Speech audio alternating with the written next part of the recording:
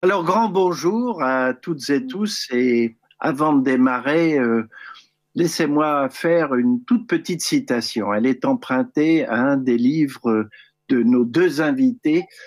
La voici, cette citation. C'est tout cela l'histoire, pourvu que l'on sache accueillir du même front les lenteurs apaisantes de la durée et la brusquerie des événements. C'est une citation de Patrick Boucheron, un fameux historien emprunté à un livre de Jérôme Truc. On va le voir tout de suite. Et c'est précisément ça le sens de nos rencontres du MUSEM, de notre temps des archives, de la contribution de l'INA, la vocation même de nos conversations et peut-être plus aujourd'hui que d'habitude, ne pas se laisser sidérer, bonjour Jérôme, attiré exclusivement par un événement ou un aspect de celui-ci, mais au-delà, déceler les lenteurs apaisantes de la durée qui permettent de mieux comprendre ce qui a pu surgir brutalement et parfois très violemment sous nos yeux, et c'est bien le cas du 11 septembre 2001. Je rappelle les événements, une série de 4 attentats avec 2977 morts imputés à Al-Qaïda et dont l'image emblématique restera l'effondrement des tours du World Trade Center. Alors, on a appelé ça de l'hyperterrorisme et eh bien, nous allons voir ensemble ce que cet hyperterrorisme a généré ensuite comme autre type d'image, autres actions terroristes et autres réflexions avec nos deux invités que j'ai réellement grand plaisir à retrouver. Denis Péchanski, qui lui aussi est historien, directeur de recherche au CNRS, et qui est le co-auteur d'un livre intitulé 13 novembre, en référence aux attentats du 13 novembre 2015. À ses côtés, il y a Jérôme Truc, chargé de recherche au CNRS, membre de l'Institut des sciences sociales du politique, et lui aussi co-auteur de 2 ouvrages, s'il vous plaît, un qui s'appelle Face aux attentats, l'autre Les mémoires du 13 novembre, publié au PUF et aux éditions de l'École des hautes études en sciences sociales. Le livre de Denis, lui, est publié chez Odile Jacob. Alors, avant toute chose, on va revoir brièvement un extrait de ce qu'on appelle, nous, une rétro, les journalistes, une rétrospective des événements du 11 septembre. Ça a été diffusé 5 ans après les faits, en 2006. Et après, je vous demanderai 2, 3 réflexions de votre part sur le fait de revoir ces images. Voyons ces images. La carte postale rassurante de l'Amérique. Sur l'île de Manhattan, les tours jumelles du World Trade Center, jusqu'à 8h46.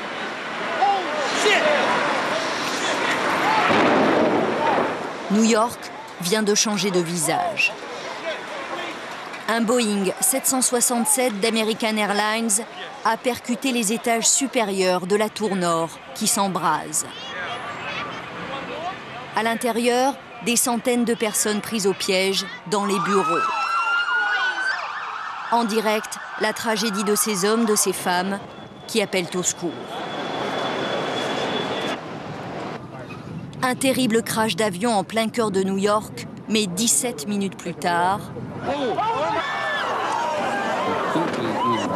les États-Unis pétrifiés comprennent que ce n'était pas un accident.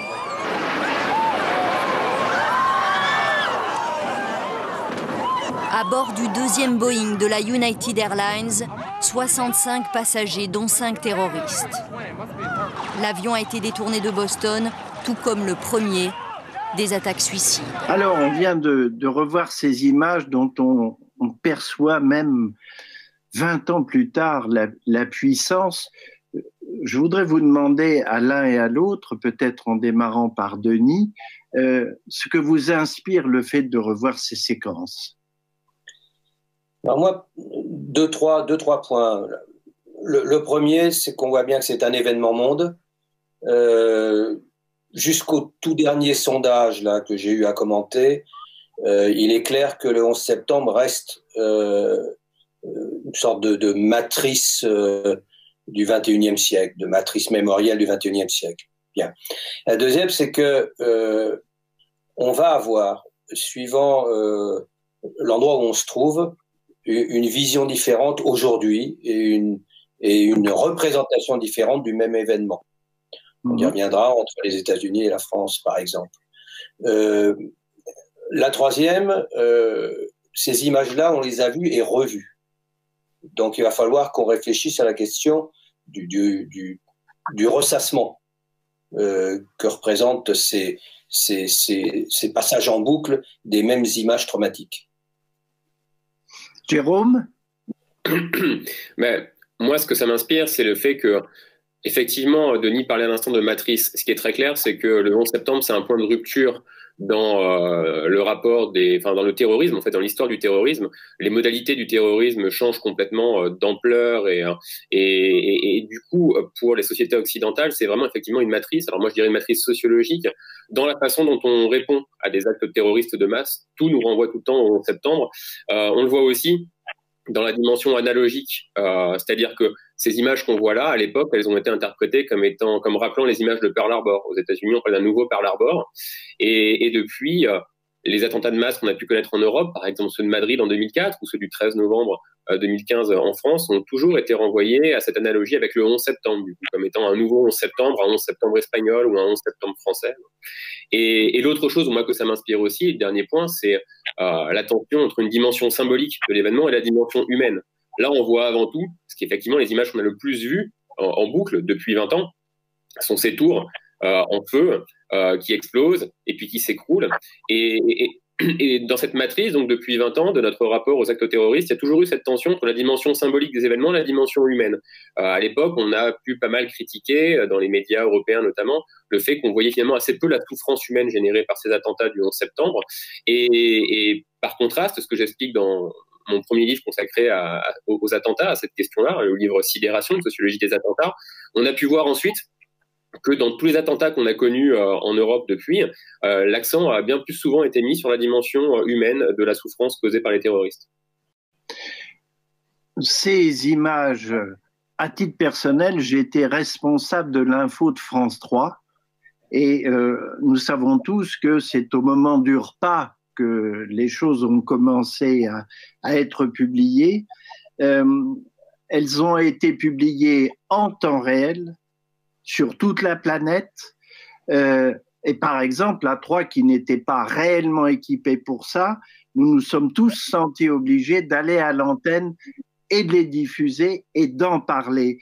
Comment est-ce que vous analysez cette sorte d'omnipotence tout à coup de l'événement qui s'est abattu sur nous? Était-ce dans un premier temps un succès d'Al-Qaïda ou était-ce déjà une manière de se réapproprier ce qui était en train de se passer, puisque on ne faisait pas que diffuser, on commentait, on critiquait, on essayait d'informer, même s'il y a eu beaucoup d'erreurs prononcées au début.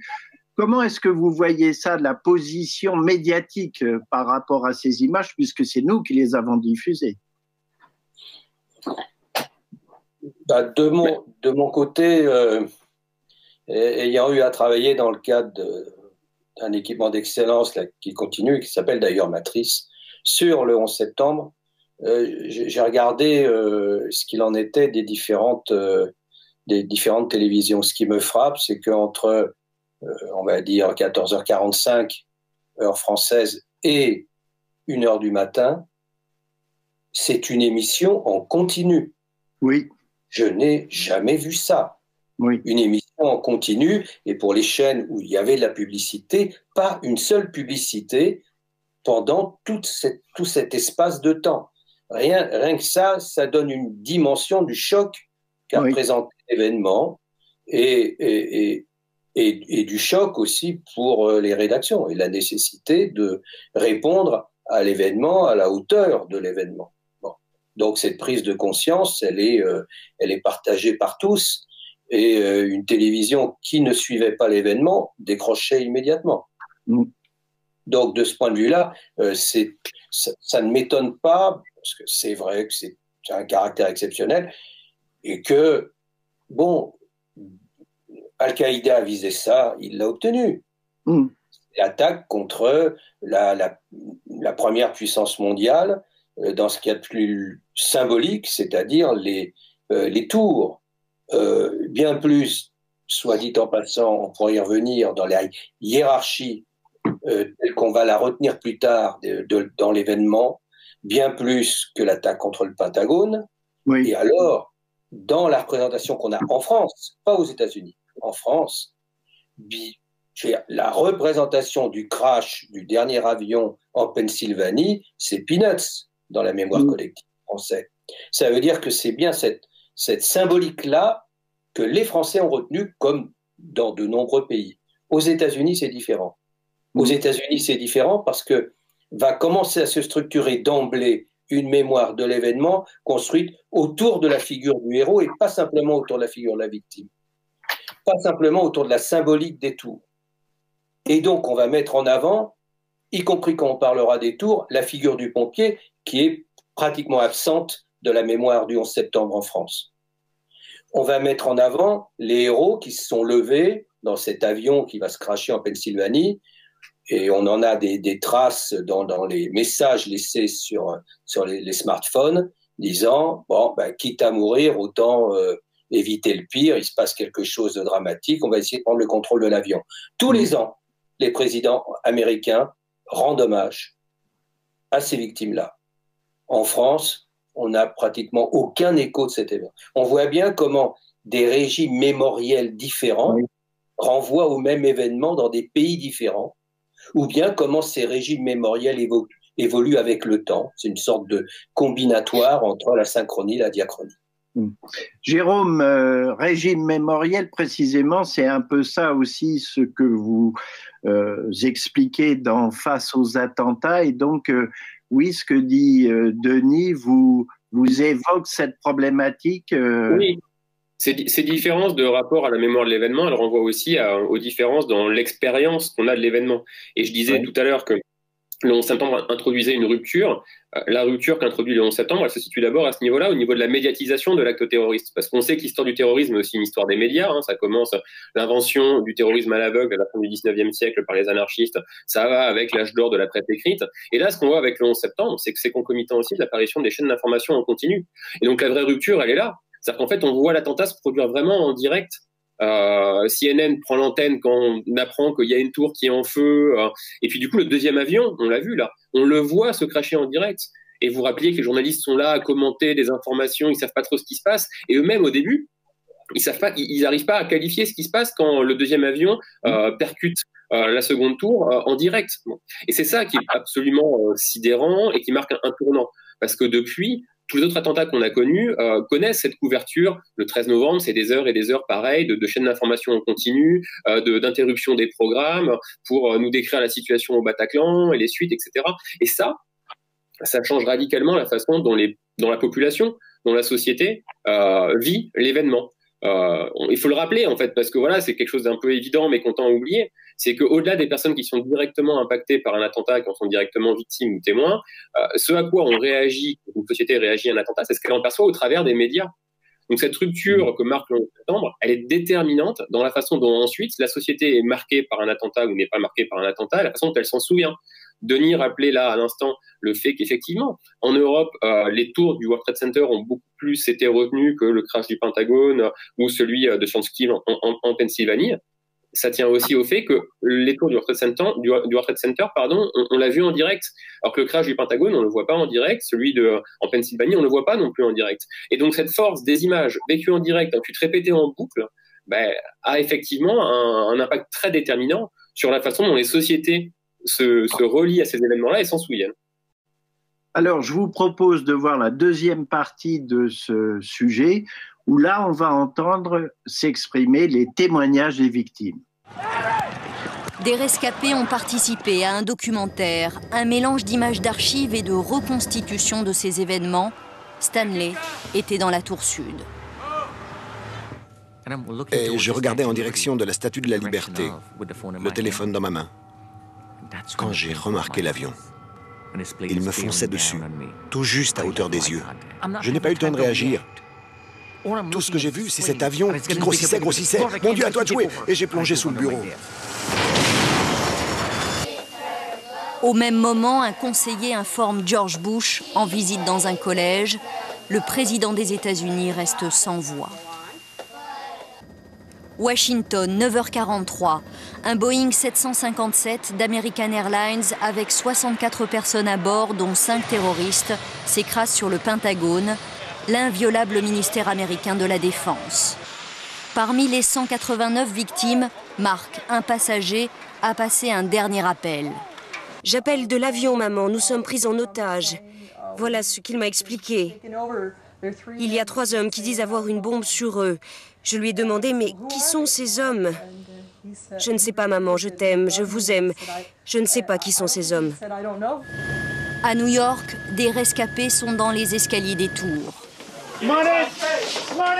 Il faut 50 minutes pour descendre les 110 étages. D'autres sont coincés entre les flammes et le vide. Fragilisée par l'impact, le feu, la tour sud, la deuxième touchée, s'effondre. Des centaines de personnes, des sauveteurs, meurent sous des tonnes de gravats. Il est 10h05, Manhattan passe du jour à la nuit.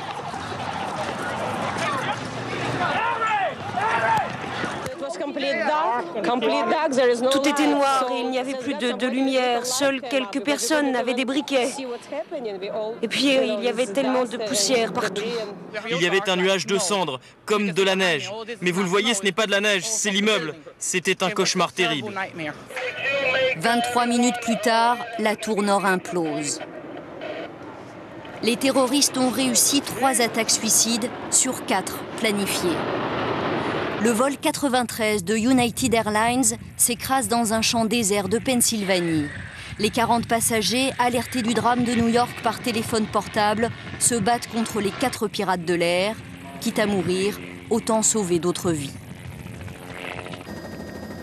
L'attaque la plus meurtrière aux États-Unis reste imprimée dans la mémoire collective. Chacun se souvient précisément de l'endroit où il se trouvait ce jour-là, le 11 septembre 2001.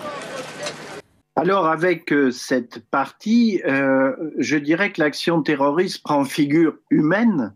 C'est-à-dire on voit là des témoignages de gens qui se remémorent ou de gens qui sont filmés au moment même de l'action terroriste. On voit aussi la mort. On voit certaines de ces personnes qui se précipitent dans le vide. Mais on sait que cette image a été très, rare. Les images de victimes ont été rares. Jérôme, je sais que dans Sidération, vous avez pointé cela, expliquant en quoi les États-Unis, effectivement, voient davantage, je dirais, l'aspect solide immobilier que l'aspect d'une victime humaine. Alors, oui, en fait, j'étais reparti du travail d'un historien de la photographie, Clément Chéroux, qui a fait consacrer un essai magnifique aux images du 11 septembre, qui s'intitule Diplopie.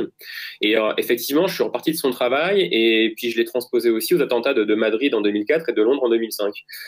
Pour montrer qu'effectivement, il se passe 2 choses. C'est que d'une part, dans les images, alors peut-être pas qui ont, enfin dans les images qui sont montrées, en tout cas voilà du 11 septembre depuis les États-Unis, effectivement la destruction matérielle et la dimension symbolique du temps du World Trade Center tendent à éclipser la souffrance humaine. On voit en direct effectivement ces morts en fait et ces gens qui se jettent du haut des tours, mais on le revoit très peu par la suite en fait. Ces images tendent à être éclipsées. Ce qu'on voit par contre, et on le voit bien là dans cet extrait de reportage, ce sont les rescapés et les témoins oculaires qui prennent une très grande importance en fait pour donner une dimension réelle au drame.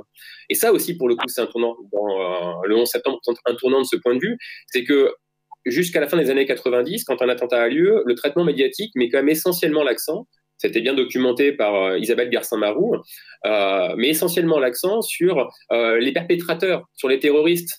Qui est derrière tout ça, que veulent ces gens-là, pourquoi est-ce qu'ils nous frappent. Et depuis le 11 septembre, il y a un accent de plus en plus mis sur les victimes et sur la réaction de la société civile, sur l'émotion que suscite l'événement. Et l'accent mis sur les témoignages oculaires, les radiotrottoirs, le point de vue des rescapés accentue cette dimension-là. Et donc, par exemple, c'est vraiment quelque chose qu'on retrouve jusqu'à Maintenant, après l'attentat de l'assassinat de Samuel Paty, par exemple, la majeure partie des articles dans la presse écrite et des reportages à la télévision portaient sur comment l'ont vécu les collègues, comment le vivent d'autres professeurs d'histoire géo, comment le vivent les riverains à Conflans-Sainte-Honorine. C'est vraiment là-dessus que l'accent se porte. Et donc le 11 septembre, de ce point de vue-là, marque aussi un tournant parce que, par exemple, le New York Times, après le 11 septembre, publie des portraits de chacune des personnes décédées dans les attentats. C'est ces fameux Portraits of Grief qui vont valoir au New York Times le prix Pulitzer. Et depuis, c'est devenu une figure obligée pour la plupart pour la presse écrite nationale. The Guardian a fait la même chose après l'attentat de Londres. El País, El Mundo, pareil, après l'attentat de Madrid en 2004. Et de la même manière, Le Monde, Libération en 2015. C'est devenu quelque chose de systématique et qu'on ne faisait pas avant. Donc effectivement, il y a en même temps, dans le traitement médiatique de l'attentat, cet accent mis beaucoup plus qu'avant sur la dimension humaine. Alors précisément, Denis, cette dimension humaine, c'est tout le travail de la mission 13 novembre, c'est-à-dire d'être au plus près, de recueillir les témoignages, la mémoire. Est-ce que vous pouvez nous expliquer, développer en quoi consiste votre travail dans cette mission 13 novembre ? Alors, cette mission est en fait un programme de recherche qui doit durer 12 ans, de 2016 à 2028. Et il y a plusieurs volets. C'est une approche transdisciplinaire qui est portée par l'historien que je suis, mais aussi par un neuropsychologue, Francis Eustache. On est co-responsable et soutenu par une trentaine d'institutions, mais principalement par le CNRS et l'INSERM. Donc, c'est à la fois une approche, je dirais, socio-psycho, et Jérôme est évidemment partie prenante depuis le début de cette aventure, et en même temps, une approche neurosciences et l'ensemble des disciplines des sciences du vivant, comme des sciences humaines et sociales ou des sciences de l'ingénierie. Et en fait, nous essayons de réfléchir non pas à l'événement lui-même, mais à la mémoire de l'événement et la façon dont cette mémoire évolue, et en particulier dans l'articulation entre la mémoire individuelle et la mémoire collective. Vous évoquiez ce que nous étions en train de faire. Effectivement, nous enregistrons 1000 entretiens à 4 moments différents entre 2016 et 2026. Donc, 2016, 7-8 mois après l'événement, plus 2 ans et 2018, c'est déjà fait. 2021, ça va venir à l'automne prochain, et 2026, ça sera la dernière étape. Et c'est comme, puisque c'est fait en lien avec l'INA et le CPAD, qui sont des partenaires essentiels dans cette affaire, finalement, c'est à la fois une démarche recherche, parce que c'est passionnant de voir déjà comment ces personnes évoquent cette histoire, racontent leur histoire et la grande histoire, et en même temps, on participe d'une certaine façon à la construction d'un patrimoine de la mémoire des attentats du 13 novembre. Voilà, c'est autour de cette problématique-là, et à côté, quand on parle des neuroscientifiques, une réflexion qui est déjà bien avancée sur ce qu'est un trouble de stress post-traumatique, le fameux PTSD. On pourra y revenir. Exactement, on va y revenir. On va voir un peu ce qui pourrait être le pendant des images des tours, mais pour le 13 novembre, à savoir cette vidéo tournée par le journaliste du Monde Daniel Pseny. Je dis au passage d'ailleurs que les images du 13 novembre ont beaucoup été des images de vidéosurveillance qui étaient ensuite retransmises et qui montraient de loin les tours, puisque l'outillage du direct n'a pas tout de suite été mis en branle, et c'est bien sûr très vite que sont arrivés les moyens de diffusion directe, mais ça a été d'abord en quelque sorte une vidéosurveillance. Alors, bon, Daniel Pseny, ce n'est pas une vidéosurveillance, c'est tout le contraire. Il habite, lui, passage Amelot, c'est-à-dire le passage qui longe le mur où il y a les sorties de secours du Bataclan. Il entend du bruit. Et comme c'est un ancien photographe et que chez lui, l'image est une seconde nature, il tourne et il pose un certain nombre de questions. La question que tout le monde se pose à chaque fois qu'il y a ce genre d'horreur, mais que se passe-t-il? Voilà, on va regarder cette vidéo brièvement.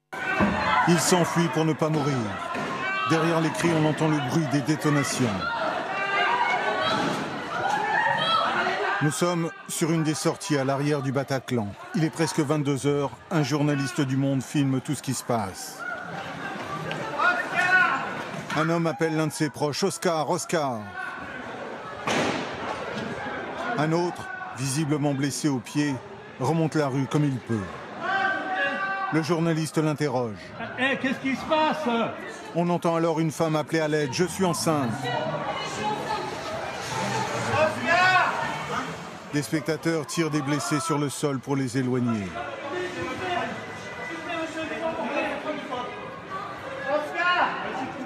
Qu'est-ce qui se passe? Au-dessus de la sortie de secours, on aperçoit 2 personnes. Un homme debout sur le rebord d'une fenêtre, une femme suspendue dans le vide. Le journaliste ne comprend toujours pas ce qui est en train d'arriver. S'il vous plaît, qu'est-ce qui se passe? Hein? Il nous tire dessus, répond une femme. Et à ce moment-là, on entend à nouveau les tirs.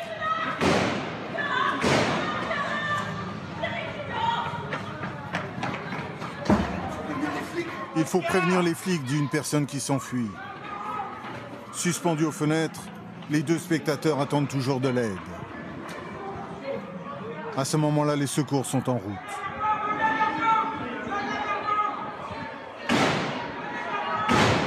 On n'aperçoit aucun policier. Devant l'entrée à terre, une personne immobile. Elle n'est pas morte, on la voit allumer son téléphone portable. À l'étage, enfin de l'aide. La femme suspendue dans le vide depuis plusieurs minutes est tirée à l'intérieur par une autre personne. Le blessé à terre attend les secours. Quelques minutes plus tard, le journaliste qui tourne ces images, Daniel Pseni, va descendre dans la rue à son tour pour aider les blessés. À ce moment-là, un des terroristes va lui tirer dessus. Daniel Pseni, le voici, 1 heure plus tard, emmené par les secours. J'ai pas vu les tireurs parce qu'ils étaient à l'intérieur, mais j'ai vu tous les morts devant le Bataclan parce que c'est en évacuant un des blessés qui était par terre que j'ai pris la balle. Ce matin, il a été opéré avec succès. Je voudrais demander à Denis, d'abord je remercie Daniel de nous avoir permis de rediffuser ces images. Là aussi, on sent la force, le terrible impact de ces images, comme pour les tours. Denis, en quoi est-ce que ce document est si important? Vous lui consacrez plusieurs pages dans le livre 13 novembre où Daniel raconte. En quoi est-ce important d'avoir ce document? Alors, il faut déjà rappeler, pour ceux qui voudraient un peu approfondir et le voir dans la durée et dans le contexte, qu'il a fait avec Jesus un film magistral qui s'appelle 22h01.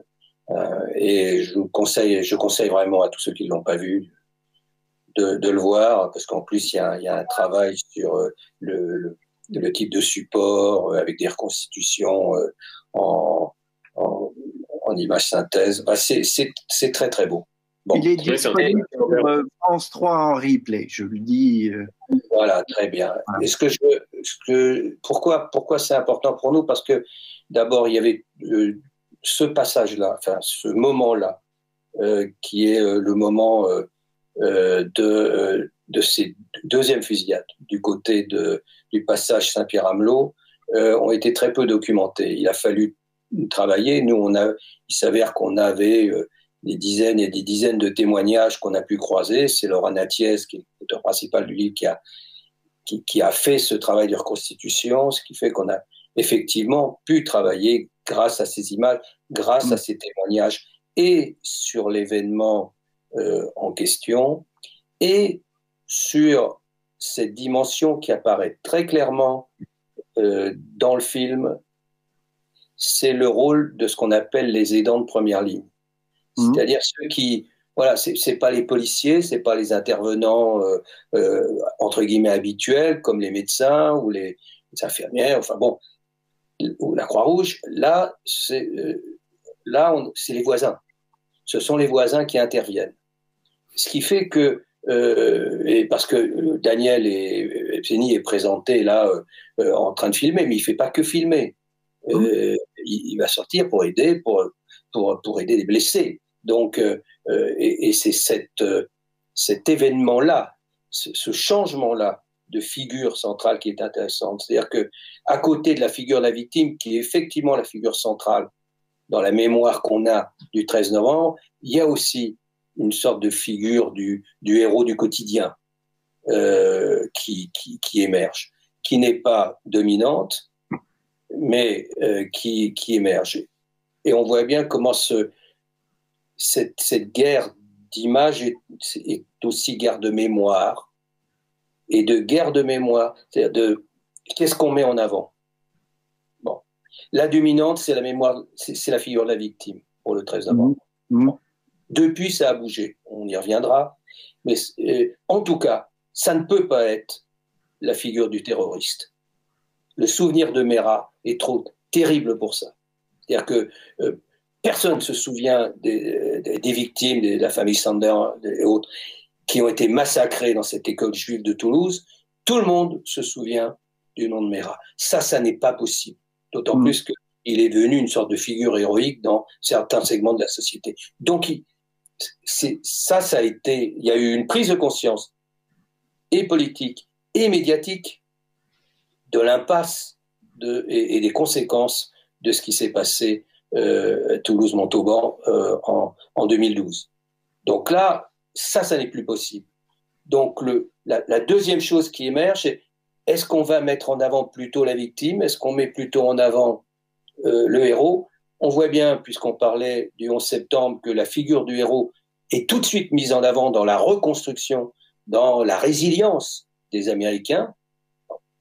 Avec le 13 novembre, on est encore dans un régime mémoriel, comme pour la Seconde Guerre mondiale, hein, marqué par la centralité de la figure de la victime. Mais depuis le 13 novembre 2015, ça bouge. Et on aura l'occasion d'y revenir.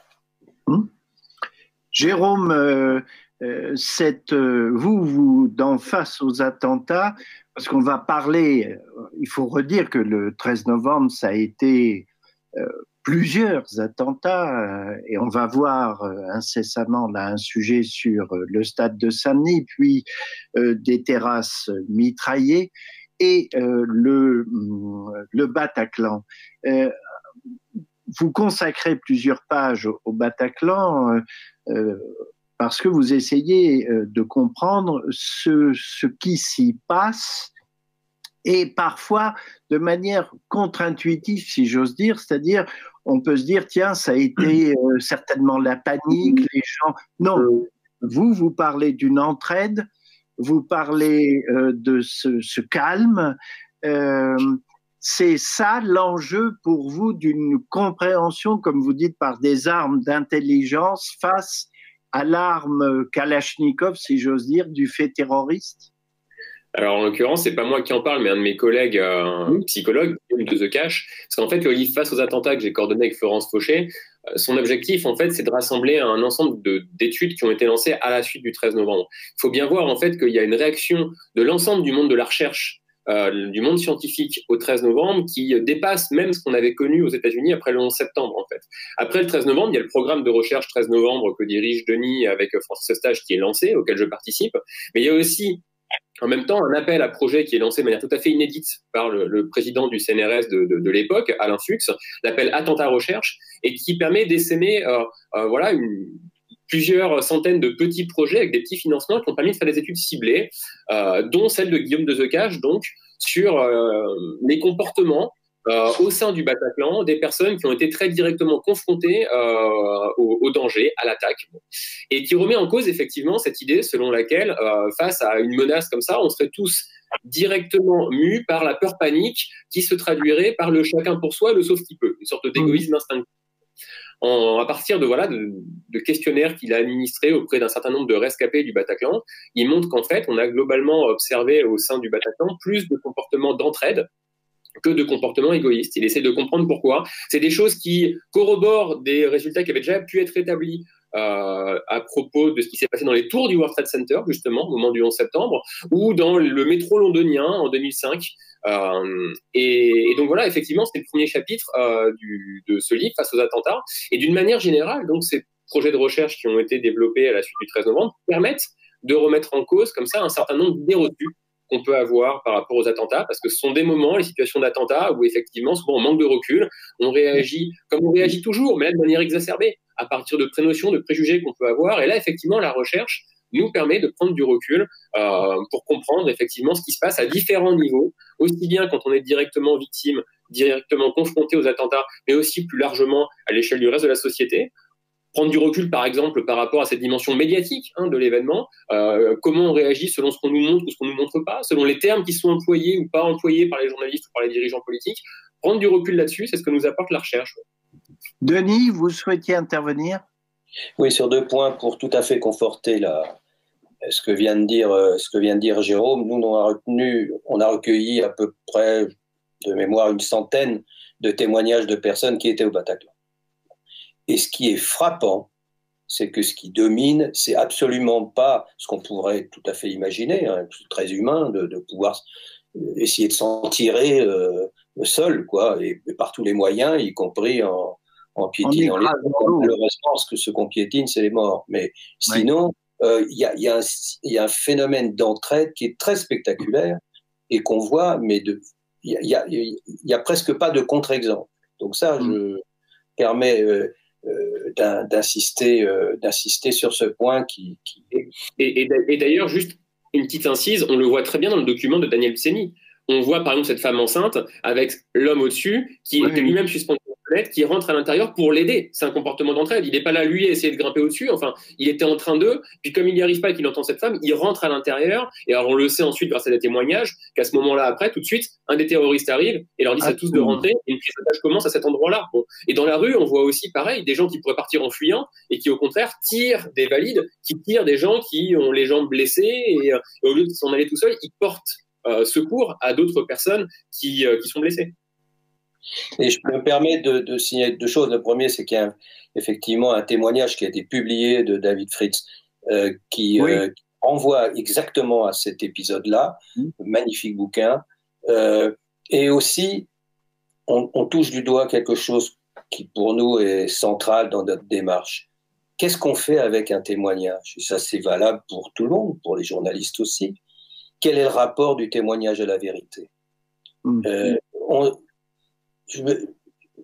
J'ai eu 3 moments, je dirais, dans mon histoire, travaillant sur la Seconde Guerre mondiale, prenant des éléments aussi dans les témoignages oraux. J'ai été extrêmement critique avec les témoignages oraux, et en particulier à partir du moment où on utilisait des témoignages comme ça, comme une autre source, sans prendre conscience de sa singularité. Bon, parce qu'il y a des phénomènes de reconstruction, des phénomènes d'extrapolation, etc., etc. Bon. Après, 2e moment qui est au cœur de notre projet Programme 13 novembre, c'est effectivement de nous intéresser à la vérité du témoin, y compris quand le témoin dit à l'évidence quelque chose qui est contraire à ce qu'on sait de l'événement. Parce que s'il le dit ou si elle le dit, c'est que ça a une signification dans son propre vécu, et qu'il le voit comme ça ou qu'elle le voit comme ça. Donc, c'est intéressant pour nous, si on fait de ces témoignages un objet d'histoire. Et puis, il y a un 3e moment. C'est le moment où on essaie de reconstruire, de reconstituer le fil des événements, à partir du moment où on a 350, 360 personnes qui nous racontent cet événement qui est si court, 13 novembre 2015, les attentats, et qui étaient directement concernés, depuis les policiers, les médecins, Croix-Rouge, magistrats, politiques, jusqu'aux victimes elles-mêmes, évidemment, eh bien, on passe d'une certaine façon de la vérité du témoin à la vérité de l'événement en croisant ces sources-là. Donc, c'est également quelque chose qui est précieux pour, précisément, comme je le disais au début, l'écriture de l'histoire. On va précisément, pour être le plus respectueux du monde à l'égard de ce souci d'écriture de l'histoire, voir ce sujet sur la victime inconnue, le premier mort en quelque sorte, au stade de Saint-Denis. Et après, on reparlera, et en particulier des choses qui bougent, comme disait Denis tout à l'heure, en ce qui concerne les victimes et tout ce qui se passe autour de cette mémoire du terrorisme. Sur ce pochoir, les lettres se détachent, une à une. Elles laissent apparaître un nom. Manuel Diaz, mort le 13 novembre devant le Stade de France. Ça touche particulièrement la nation, quelque part. Je pense qu'il faut se souvenir. Ça fait partie de notre histoire. Il grave dans le marbre cette date et délicatement ensuite la recouvre de feuilles d'or. La plaque sera accrochée au pied du Stade de France. Pour Sophie, la fille de Manuel Diaz, il s'agit d'une reconnaissance indispensable.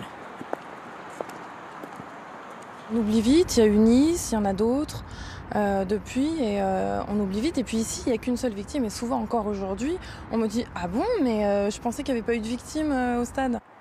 Pour elle, c'est un immense soulagement de savoir que les visiteurs, en posant leur regard sur la porte D, se souviendront désormais qu'ici aussi, le terrorisme a bouleversé des vies. Il y a 52 blessés sur le site du Stade de France, et on ne le sait pas, on n'en parle pas, et il faut que ça se sache. Il faut que ça se sache aujourd'hui, mais il faut que ça se sache pour l'histoire, pour dans plusieurs années. Un rempart contre l'oubli, qui vient prendre le relais des milliers d'hommages éphémères déposés après les attentats. Cet élan citoyen, les archives de Paris ont souhaité l'immortaliser aussi. Un par un, 7800 dessins ont été ramassés, séchés, puis entreposés ici parmi les documents qui ont fait l'histoire de Paris. Les gens ont pris ce qu'ils avaient dans leur sac, sous la main. On a une copie d'élève sur lequel il a annoté un message et puis il l'a déposé sur un des sites. Là, on voit, ça c'est une boîte sur une boîte de hamburgers. La majorité sont des mots d'enfants, directs et simples.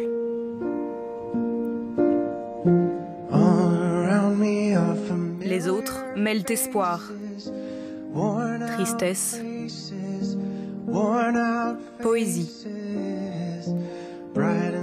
humour.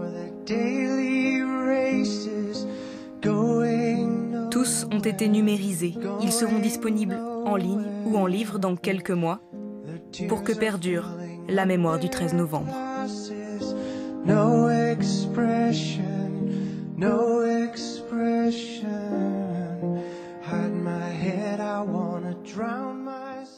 Alors, Jérôme, dans les mémoriaux du 13 novembre, vous mettez l'accent précisément sur toutes ces témoignages, ce souci de les archiver, d'exploiter ça. Quel est l'enjeu de garder cette mémoire de choses éphémères? C'est vrai que ce petit livre, donc, c'est l'histoire de cette collecte, en fait. Hein. C'est l'histoire de cette collecte par les archives de Paris. En même temps, c'est l'analyse de ces matériaux. Là, de ce point de vue-là, c'est le 13 novembre qui marque un tournant en France parce que il y a déjà des collectes aux États-Unis au moment du 11 septembre de ces messages. C'est un phénomène qu'on observe même déjà dans les années 90 à la suite de, pas simplement d'attentats, hein, mais d'événements traumatiques, de tueries scolaires. Par exemple. Pardon? Les Didi ou même... Oui, par exemple, voilà, le premier cas qui suscite le plus d'études, c'est le décès de Lady Diana, avec à la fois en Grande-Bretagne donc des mémoriaux pléthoriques qui ont été analysés par des anthropologues et des sociologues britanniques, et aussi en France, on s'en souvient peut-être, le petit mémorial du pont de l'Alma autour de la flamme. La statue de la flamme qui est là, bon, qui a perduré pendant longtemps en fait. Hein. Et donc voilà, il y a eu après les attentats là encore de Madrid et de Londres en 2004 et en 2005, parce que ce sont dans les deux cas les pires attentats terroristes perpétrés depuis la Seconde Guerre mondiale, dans un cas en Espagne, dans l'autre en Grande-Bretagne. Donc des mémoriaux de cette ampleur-là qui ont été collectés, alors dans un cas à Londres par les archives municipales de Londres, dans l'autre cas en Espagne par un collectif de chercheurs du CSIC, auquel moi j'avais participé pendant ma thèse. Et puis donc quand surviennent les attentats de 2015, en janvier, il n'y a pas de collecte qui est opérée. Il y a des mémoriaux qui apparaissent, place de la République, et auprès de la rue Nicolas Appert, où se situait le siège de Charlie Hebdo. Et donc, il y a des mémoriaux, mais ils ne sont pas collectés. Au moment du 13 novembre, donc moi en l'occurrence, j'alerte la mairie de Paris sur le fait que ça serait bien de le faire vu l'ampleur de l'événement et donc de ce que j'anticipe être l'ampleur des mémoriaux. Et donc très vite cette fois-ci, une collaboration se met en place avec les archives de Paris, avec les archivistes qu'on voit là dans le reportage, pour documenter justement l'idée dès le départ, c'est d'être complémentaire du programme 13 novembre qui se met en place en même temps, et c'est de ne pas perdre cette soupe qui permet effectivement d'écrire ensuite l'histoire de l'événement par le bas. Parce que si on n'a pas ces documents-là, on perd toute une dimension de l'événement, la façon dont la population, les individus ordinaires y ont réagi, qu'on ne peut que reconstituer a posteriori éventuellement à partir d'entretiens, mais sinon les archives, on se retrouve avec uniquement les archives médiatiques, les archives administratives, judiciaires, policières, bon. Donc si on n'a pas ça, c'est vraiment quelque chose qu'on perd complètement.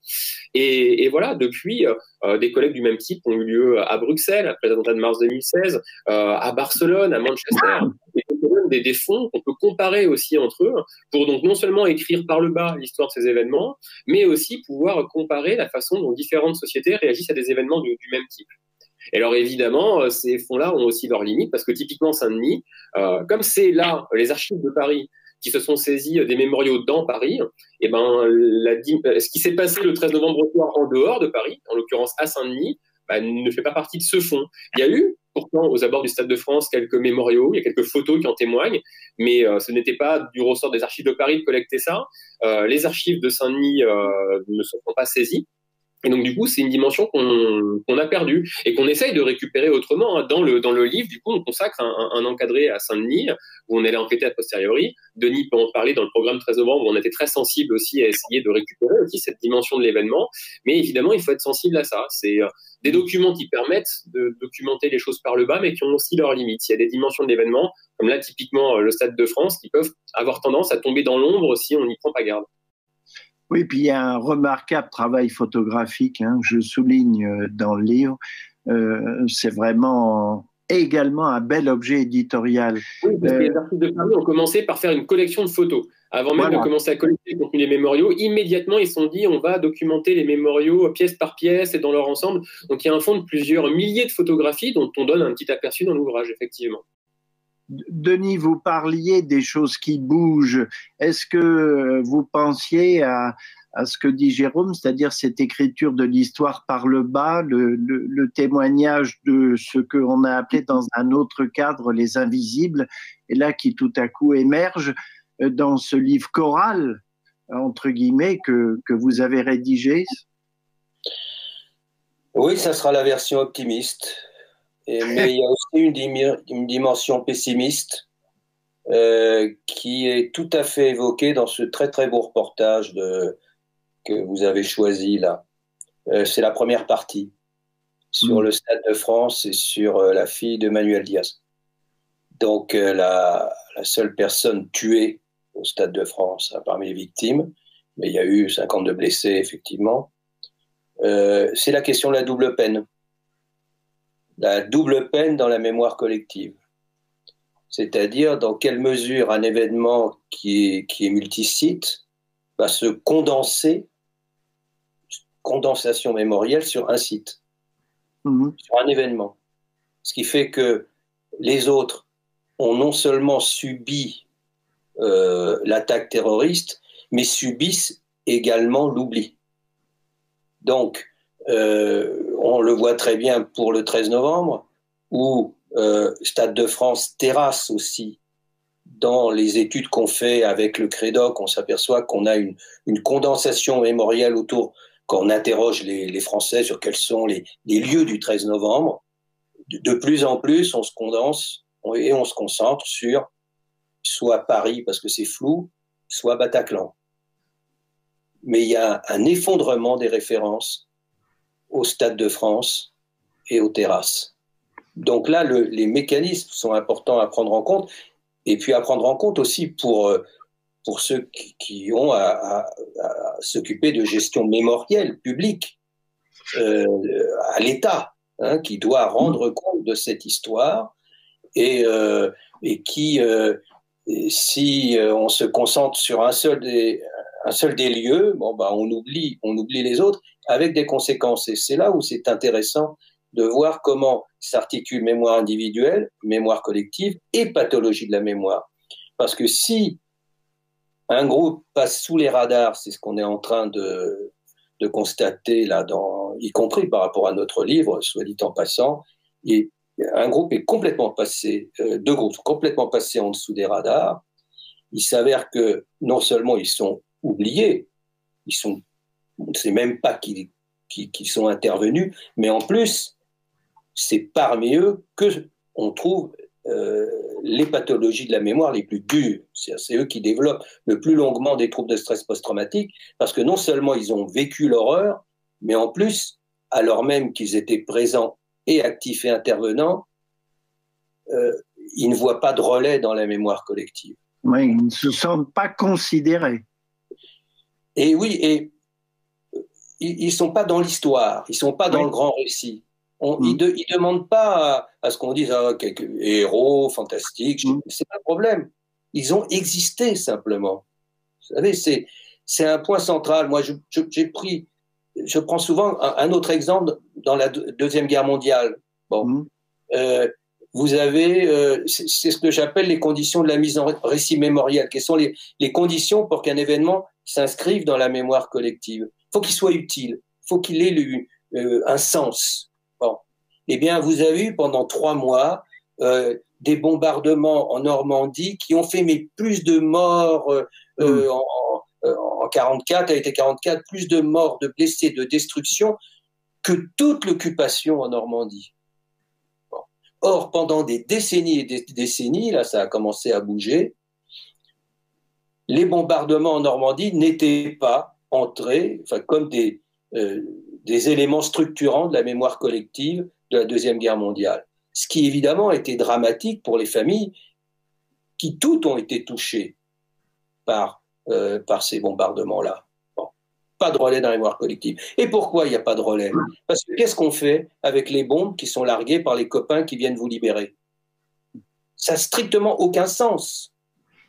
Il faut qu'on arrive à reconstruire un récit qui donne une place à cet événement.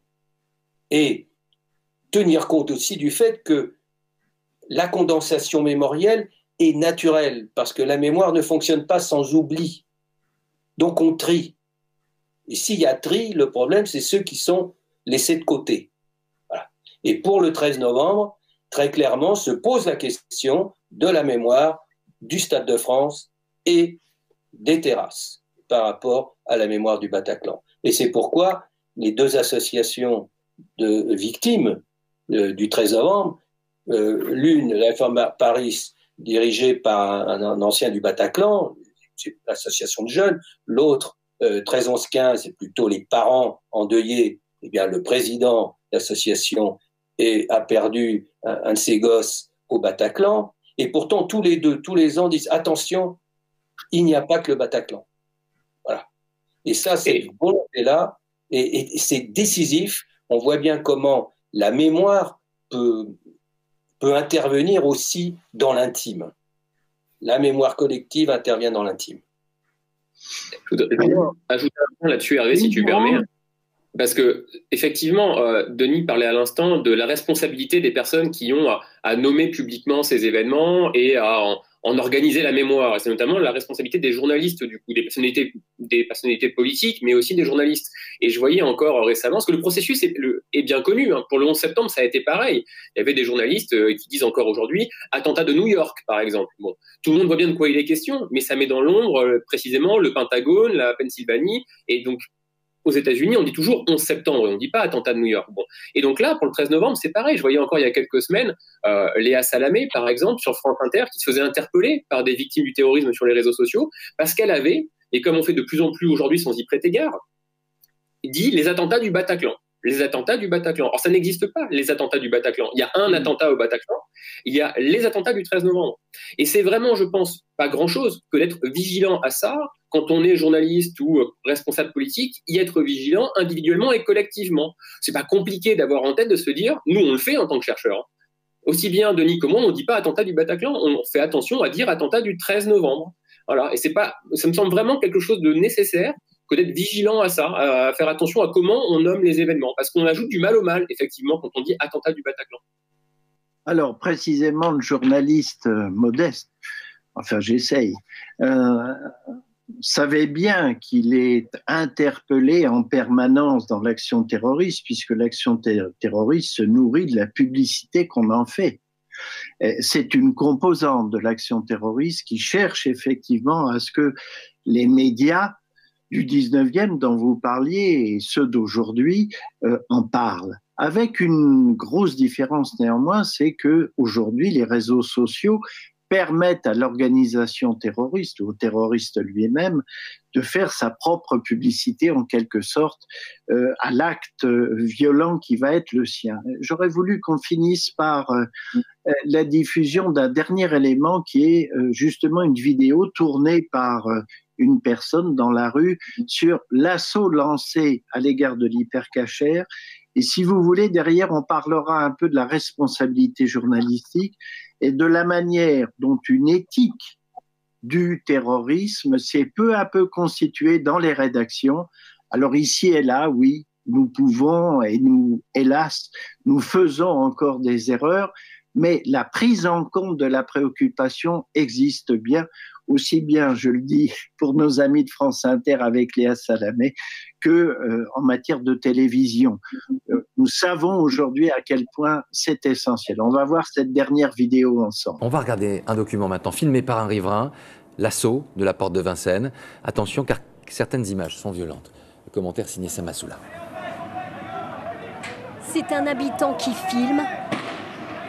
L'assaut est donné sur le supermarché. Le rideau automatique se lève doucement. On aperçoit un corps à terre. Les hommes du raid tentent de pénétrer dans le magasin. Le preneur d'otages ouvre le feu. Les forces de l'ordre ripostent abondamment. Après quelques secondes, on aperçoit clairement le terroriste se jeter sur eux arme à la main. Il est abattu. Puis, les forces de l'ordre investissent le supermarché.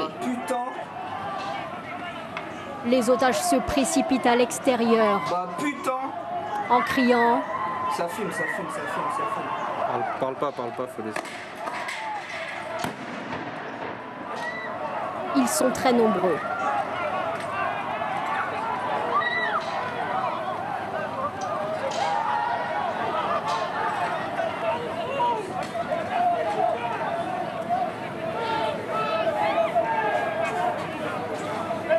Un corps est dégagé sans que l'on sache s'il s'agit du preneur d'otages ou d'une victime. Sur le côté, un homme du raid est blessé. Ses collègues le tirent pour le mettre à l'abri. La fin de l'opération est proche. Le preneur d'otages a été maîtrisé. Alors je voulais juste préciser une ou deux choses sur ce document. La première, c'est qu'au lendemain de sa diffusion, France Info Web a reçu une vidéo de montage réalisée par les amis de celui qui est responsable de cette tuerie, qui est Koulibaly. Et il y avait un montage réalisé entre ce que disait Samassoula, la journaliste de France 2, et des vidéos que Koulibaly avait tournées par ailleurs, avec des titres et tout. Et je me souviens à titre personnel que la rédaction de France TV Info était bouleversée, en particulier le rédacteur en chef du moment, qui en pleurant m'a dit « Qu'est-ce qu'on fait de ça ?» Bien sûr, nous n'avons rien diffusé, mais tout cela pour dire, comme Denis en a parlé à un moment, que la guerre des images faisait rage, puisque le propre document diffusé par l'A2 avait été remonté et renvoyé en quelque sorte dans le champ des médias. Deuxième chose, vous avez vu que sur ce document, l'image est arrêtée au moment de la neutralisation, qu'on me dit en termes policiers, de Koulibaly. tout cela parce que, effectivement, comme je le disais, une éthique s'est peu à peu constituée, je dirais depuis la rue des Rosiers jusqu'à aujourd'hui, où effectivement les médias eux-mêmes ont d'ailleurs connu des prises d'otages, des morts du fait d'organisations terroristes. Et donc peu à peu nous avons bâti et toujours amendable, par exemple à France Info, entre la radio, la télé et le web, tout un document sur ce qu'on peut faire, doit faire et ne pas faire. Et donc je pense qu'il est important que tout le monde le sache. Et dernier point, en matière de terrorisme, la télévision, sachez-le, peut y compris prendre la responsabilité de diffuser en différé léger, c'est-à-dire d'1 minute à 2, voire 3 minutes, de façon à éviter toute difficulté, surgissement d'un moment de tension particulière qui fait que les énormes erreurs commises, y compris parfois par nous, de révélation d'otages des lieux où ils se trouvent ou de manœuvres des forces de l'ordre, n'aient plus lieu, de façon à pouvoir maîtriser l'antenne au mieux. Mais encore une fois, à chaque fois, on apprend étape par étape. Qu'est-ce que vous, fort de ce que vous savez de la responsabilité médiatique, vous voyez qu'il y a donc ce travail qui est fait. Néanmoins, vous pensez que la critique reste quand même forte de votre côté, ou est-ce que quand vous voyez ce qui s'est passé pour Samuel Paty et d'autres actions terroristes, est-ce que quand même il y a du mieux à vos yeux sévères que je connais? Dans le livre Face aux attentats, il y a nos collègues Claire Secaille et Pierre Lefébure qui se consacrent spécifiquement à cette question-là, avec un chapitre qui s'intitule « Les journalistes pris en tenaille ». Parce que, alors eux ont eu un projet de recherche financé par le CNRS pour étudier la médiatisation des attentats, à la fois le contenu médiatique des images des attentats de 2015, mais aussi leur réception par les publics. Et alors oui, effectivement, c'est déjà vrai pour le 11 septembre, et ça l'est encore pour les attentats de 2015, les attentats sont des moments où tout d'un coup émerge de manière très forte la critique des publics. Même quand il n'y a pas d'erreur ou de dérapage, souvent il y a des courriers adressés pour dire pourquoi montrez-vous ça et pas ça. Après le 11 septembre, par exemple, des courriers pour dire on voit pas les morts, où sont les morts, montrez-les nous. Enfin bon, voilà. Et en 2015, il y a effectivement eu des cas avérés de dérapage, des informations divulguées pendant la prise d'otage, hyper-cachère. Je pense le 14 juillet 2016 à Nice aussi, ce cas qui fait controverse en France Télévisions d'un homme interrogé à côté du corps de sa femme. Bon, il y a eu des cas comme ça. Et Claire Secaille et Pierre Lefébure montrent bien que ces cas critiqués par les publics, en fait, ne sont pas des erreurs individuelles. En fait, ils relèvent des conditions de travail des journalistes, dont le public a souvent méconnaissance, et produisent alors à la fois, effectivement, il y a eu le CSA qui a même publié des recommandations, en cas des mises en demeure, etc. Ils reviennent sur tout ça. C'est une histoire qui n'est pas linéaire parce qu'il y a la rue des Rosiers, mais par exemple, il y a aussi 95, où Jacques Chirac, à l'époque, lui-même, s'indigne du sensationnalisme des médias. Donc, il y a toute une histoire comme ça un peu ambivalente des rapports entre journalistes, société civile et pouvoir exécutif autour de la question du traitement des attentats.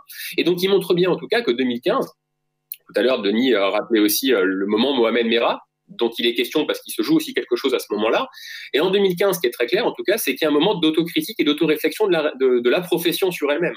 Sont organisés tout plein de débats. Il y a notamment ce débat public après Nice sur faut-il ou pas donner les noms et publier les images des terroristes, avec des choix faits selon les rédactions qui sont justifiées par les uns et les autres. Et alors la conclusion du chapitre, en l'occurrence là, sans déflorer leur analyse, c'est que au-delà de cette réflexion collective, les conditions même du travail font que quand passe le temps de l'événement, les conditions même du travail et les carrières journalistiques aussi, fait que malheureusement, bien souvent, les mêmes causes peuvent produire les mêmes effets, en fait. Et c'est pour ça que, par exemple, on peut être très vigilant sur la façon dont il faut nommer les choses, sur les choix qu'on fait en termes d'image quand un attentat a lieu. Ça n'empêche pas qu'après, quand on est en dehors de période d'attentat, on peut avoir des maladresses, comme celle consistant à dire comme ça là en passant attentat du Bataclan.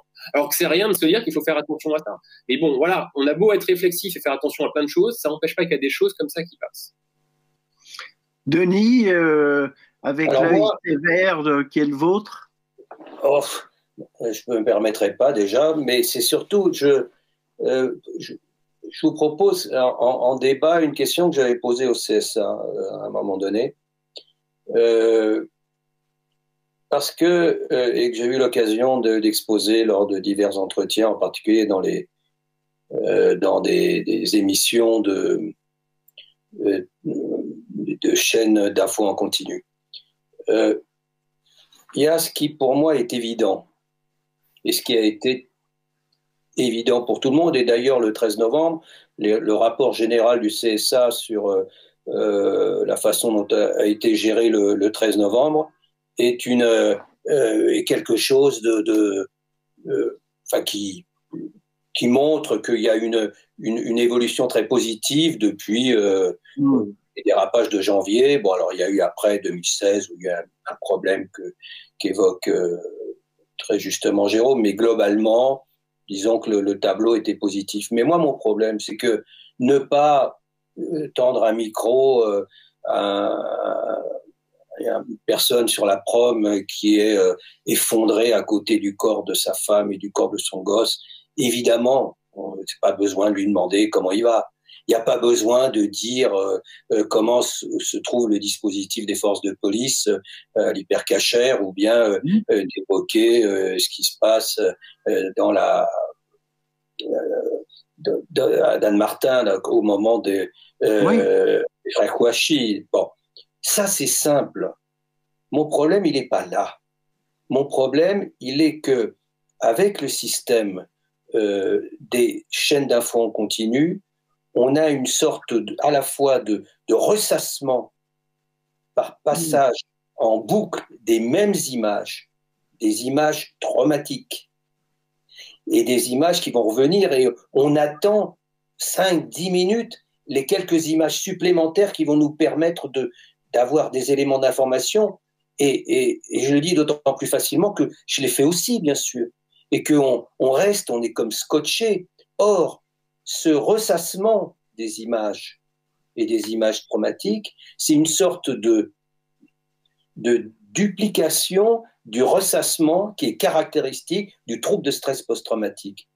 Alors, ça ne veut pas dire que la télé crée du trouble de stress post-traumatique, mais effectivement, ça peut participer de pathologies de la mémoire de ce type-là, et ça peut réveiller aussi des troubles de stress post-traumatique qui ont été, au fur et à mesure, soignés, évacués. Et tout d'un coup, on revient de ça et on tombe sur cette série d'images, et on a des images intrusives qui nous viennent d'un autre événement. Donc, pour moi, c'est le défi, parce que les chaînes d'infos en continu ont 3 niveaux d'information en plus. On a l'image, l'expert, et puis le bandeau d'information. Donc, du point de vue cognitif, c'est une catastrophe. Mais en plus, ce ressassement de l'image, si on n'a pas une réflexion là-dessus, comment on garantit la liberté de l'information et en même temps, on fait attention à ne pas impacter sur la santé des personnes, on passe à côté de l'essentiel. On va retenir ça comme message adressé aux médias via le MUSEM, que je remercie encore, avec Clémence Levasseur et puis Lina, Mireille Maurice, Sophie Gillery, François qui a préparé les images, et puis tous les techniciens là du MUSEM. Oui, cette réflexion est essentielle. Croyez qu'elle est engagée. Je pense qu'elle touche en fait à la quotidienneté de la gestion de l'image sur les chaînes d'infos en continu, car que ce soit un acte terroriste ou une décision politique, économique, cet effet boucle existe et est en place, et bien sûr, il devient particulièrement dommageable pour une action violente. Et donc, je pense que ces choses s'entendent actuellement dans les rédactions et à l'égard des responsables. Je plaiderais pour une ultime chose, c'est la capacité d'enquêter pour le journalisme sur qui fait quoi, qui dirige les choses, comment sont apparus, par exemple, ce terrorisme d'ambiance dont Gilles Kepel parle avec le meurtrier de Samuel Paty. Vous voyez, Là, je crois que le reportage et l'enquête journalistique sont absolument essentiels, de même que vos travaux pour donner une compréhension globale aux faits terroristes. En tout cas, je vous remercie énormément d'avoir participé à notre conversation. J'espère qu'elle aura éclairé les habitués du temps des archives.